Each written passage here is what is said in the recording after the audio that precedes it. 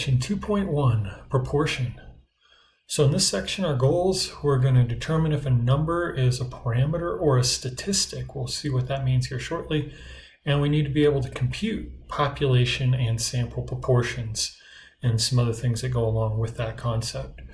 But overall in this chapter, we're going to move away from graphical displays for the most part and focus on numerical summaries of data. So things like proportion, mean, median, mode, the 5-number summary, quartiles, percentiles. We're going to see a lot of these different things being thrown about in this chapter and some of the things that go along with them. Standard deviation is another one, range. We're going to see all those terms coming into chapter 2. And the idea is that pictures are nice, but if you can describe a data set with just a couple of numbers and give somebody a visual in their mind of what's going on, then that's sometimes just as good. And as you work with statistics more and more, if you get into this field at all, then you'll start seeing this a little better. It takes some practice, but you start seeing like, oh, these two numbers mean the data set must be doing this overall. But at any rate, the numerical descriptive statistics, these are numbers that are calculated from the sample. So statistics, key thing to keep in mind here, a little foreshadowing, calculated from the sample and are used to describe or estimate the population parameter. So this idea of statistics coming from a sample that's used to help make you learn something about that population is a big part of why we do statistics in the first place. And now we're going to look at how these numbers can help us make inferences. So parameter versus statistic. So the data you collect from a study is classified as either a parameter or a statistic. And a parameter is calculated from a population. So one thing to keep in mind here, it's kind of neat actually. The letter P for parameter, letter P for population. And then a statistic, it's calculated from a sample and used to estimate the parameter. Use your sample to help tell you something about that population. And again, I'm sure they didn't mean this, but sample and statistic both start with the letter S. So if you're being asked, is this a parameter or a statistic, then you need to remember, okay, parameter is population stuff from the whole group, all of something. Statistic starts with an S, so does sample. So this is coming from like a poll or a survey or a smaller group of people representing the population. And in general, even though this is going to get blown out of the water shortly, but in general, if you see a Greek letter, they are used for parameters. If you ever see one, you can be certain in statistics that it's representing a population value. And as I said, symbols mean things in this class. And if you can have one symbol that just tells you, hey, this means that this is the population value, it's much nicer. And mathematicians, statisticians love that sort of thing. So you need to get used to it. So if you see a Greek one, almost certainly, and everyone I can think of in any class that you're going to see in the intro and even up through the intermediate level, Greek letters, if you see them, they're population values parameters. And then you're going to use just regular English letters for statistics.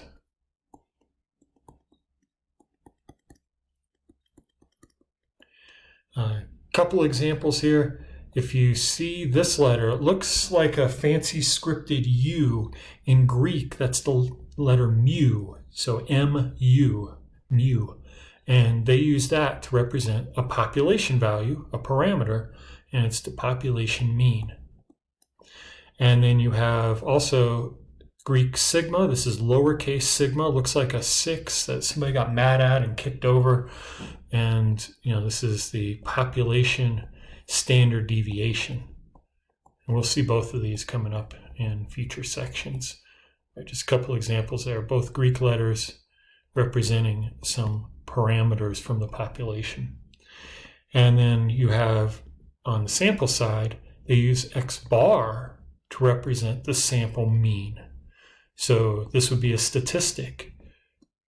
If you ever see the X bar, it's like, as soon as you see that, you know, okay, this is not coming from the population, the whole population.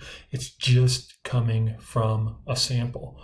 And that's the beautiful thing about these symbols, is that it tells you where it's coming from and what it means all in one. So this S is the sample standard deviation. Okay, so example 1 here. We're going to classify the following as a parameter or a statistic. So a poll of 1,070 people from Phoenix found that 99% had used an air conditioner to stay cool in the last year. A poll, 1,070. Even if you didn't know that Phoenix had more than 1,070 people in it, when you see the word poll, you know, you can pretty much assume that they're just getting a smaller group of people. You know, surveys, polls are typically done with samples. So, you know, both those there are indicating a sample. And since it's a sample, then the 99% would be a statistic.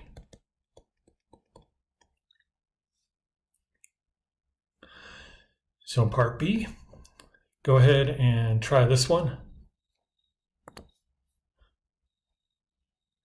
Okay, hopefully you paused and tried that. And it was found that the average height of all the people in the Glee Club was 5'7". Keyword here, all. So are they only concerned with the Glee Club in this case? And all, that's a population. So that means that the 5'7" is going to be a parameter. It's a parameter value for that population. Okay, so moving into proportion here. One type of numerical summary is a proportion, and you'll often see these in percent form, like, you know, 70% of the population feels this way, 52% of the voters feel this way, things like that. And if you had census data, you could measure the population proportion, and you would use the following formula. So this is the, like I said, I talk about the Greek letters, and right here with proportion, this is like one of the few places where it gets blown out of the water. But they use a regular lowercase p for population proportion, and it's r divided by n. A proportion is always going to be a fraction. A proportion is some portion of the population, so to speak. And R is the number of successes observed.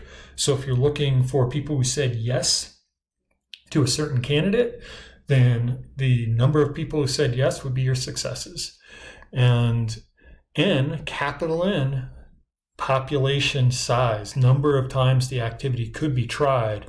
This is your population size. You know, you can only try it as large as the population is. So for example, population of a city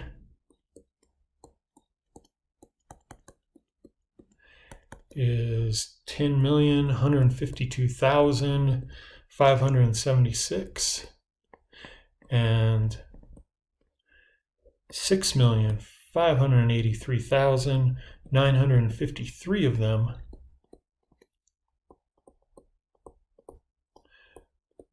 are under 40 years old.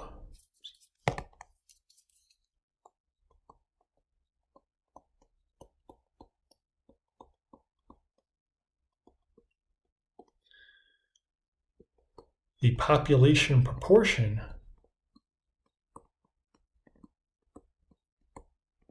of those under 40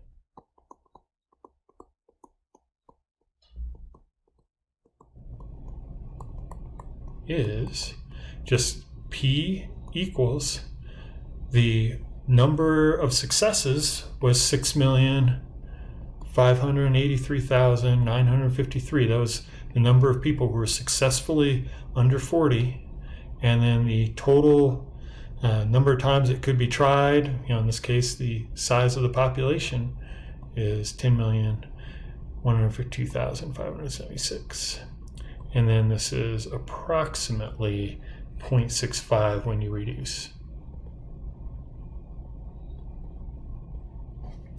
Okay. So the proportion for that population, the parameter for measuring the number of people under 40 years old is going to be 0.65 or 65%. But if you only had sample data instead of that nice population data, then you have to use this formula. And it's like, wait a second, it looks very similar.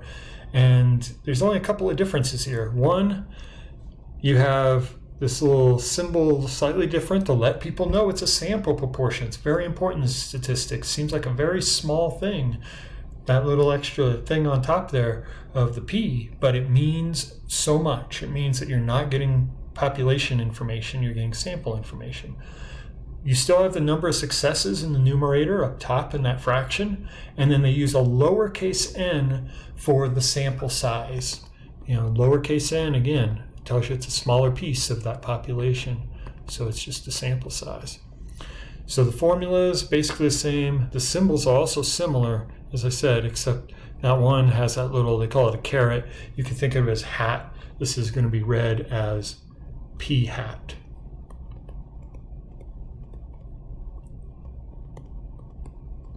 You put a hat on the letter P.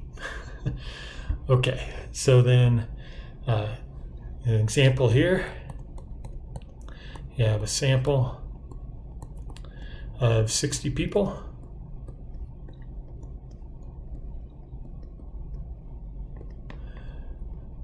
(32)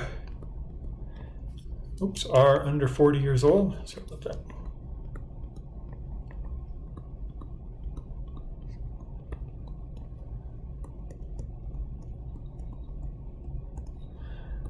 The sample proportion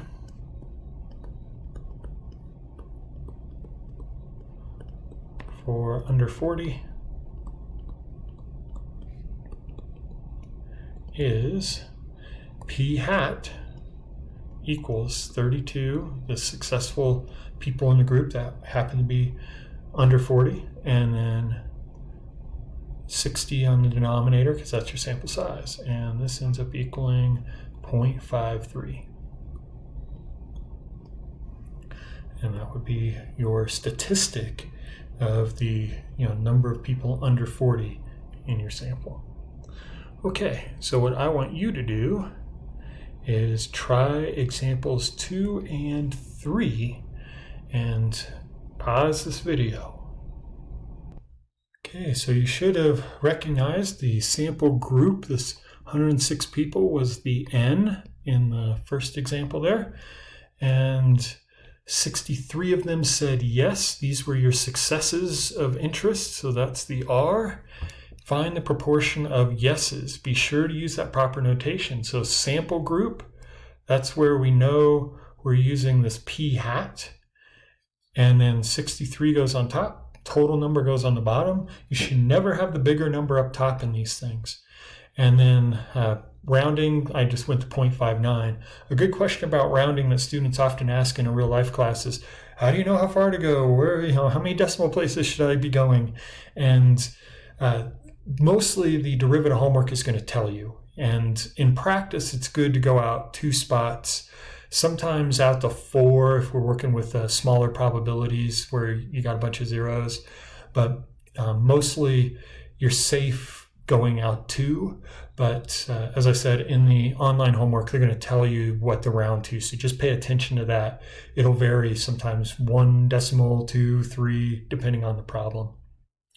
Okay. And then the next one here, in a sample of 1,472 people, 10.8% were going to purchase a new TV. How many people in the sample were going to buy a new TV? So this is really 10.8% of the 1,472. And in math, when you're trying to find a percentage of a certain group, in this case 10.8% of the 1,472, you multiply. And we need to convert that 10.8% over to a decimal. And then we get 158.98, which is, rounding to the nearest whole number, 159 people. Okay, if you have questions about this section, please ask. That's the only way I can help you. And I will see you in cyberspace.